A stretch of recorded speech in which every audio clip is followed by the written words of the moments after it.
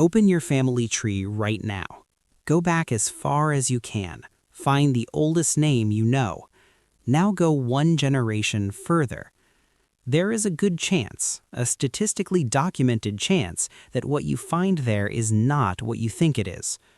1 in 25 Americans is walking around right now with a name that is not their family's original name. An orphan train rider who appeared in a small town in Kansas or Nebraska or Missouri in the 1880s with no record of a mother, no record of a father, no record of where they came from before, just a name and a date and a town that had no reason to know them. That is not a mystery. That is a transaction, and the transaction has a name: the Orphan Trains. This is Unsaid America. We tell the stories that never made the news. Subscribe and stay with us.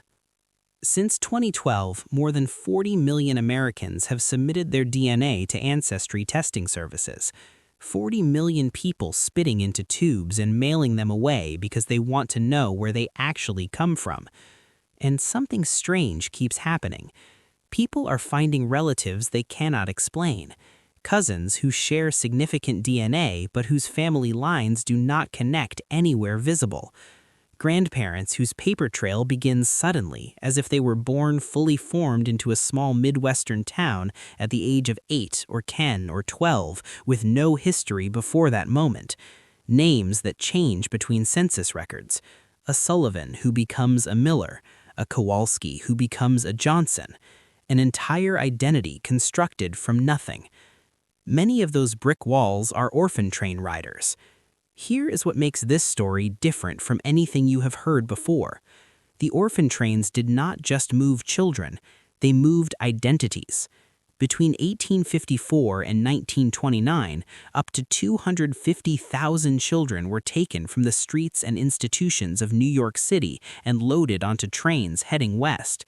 And when those children arrived at their destination, when they were chosen from the courthouse square or the church hall or the railroad platform, their past was not just left behind, it was deleted. A child named Bridget Mulligan from a tenement in Lower Manhattan became Mary Thompson of Abilene, Kansas. A boy named Antonio Russo from Brooklyn became James Henderson of Topeka. The original names, the names their mothers had given them, the names that connected them to languages and cultures and families that had crossed oceans to reach America, were erased, not accidentally, deliberately, as policy. The organizations running the trains believed a clean break from the past was in the child's best interest. The new family gave the child a new name, a new religion, a new history, and what little paperwork existed reflected the new identity, not the original one. Now here is the part that should genuinely stop you. Those 250,000 children did not disappear. They survived. They grew up. They married. They had children of their own. And their children's children are alive right now, driving to work and making dinner and scrolling through their phones in numbers that geneticists estimate between 12 and 15 million living Americans. 12 to 15 million people. The orphan trains did not just redistribute children across America. They redistributed the genetic and cultural makeup of the entire American Midwest.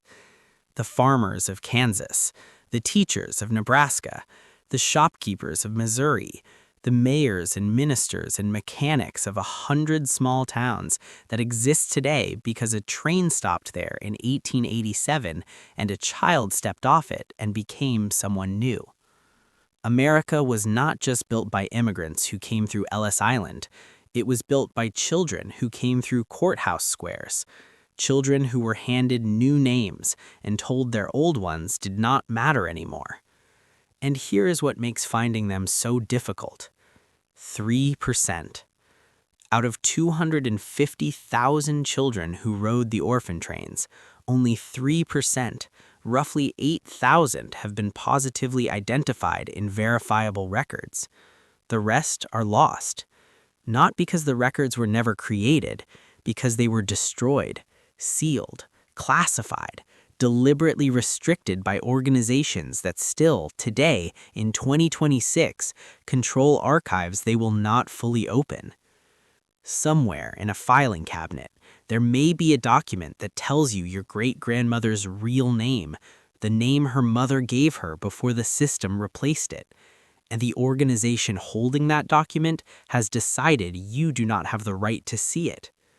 What does it actually do to a person to be told that who you were before does not matter anymore? Researchers who studied the adult lives of orphan train riders found one consistent pattern: silence. A vagueness about family origin passed down through generations not as a secret but as an absence, a subject never raised because there was nothing safe to say.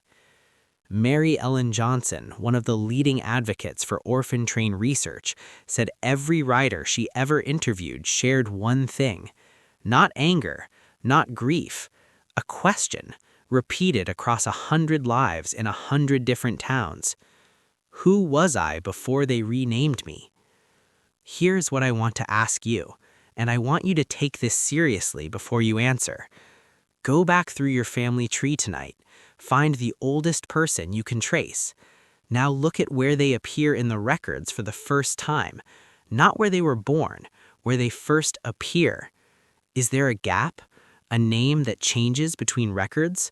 A sudden appearance in a Midwestern town in the 1880s or 1890s or 1900s with no explanation of what came before? If you find that gap, drop the name and the town in the comments below, because you may be looking at an orphan train rider, and your comment might be the thread that helps someone else find their family. 12 to 15 million people are connected to this story. The comments on this video might be the closest thing to a reunion that some of these families ever get. 1 in 25 Americans, 12 to 15 million people carrying a history that was deliberately buried. A great-grandmother with a name that was not her first name. A family line that begins on a train platform in 1889 and has no address before it. The orphan train riders were told to forget where they came from. They were told their past did not matter, that the new name and the new family and the new life were all they needed. But DNA does not forget.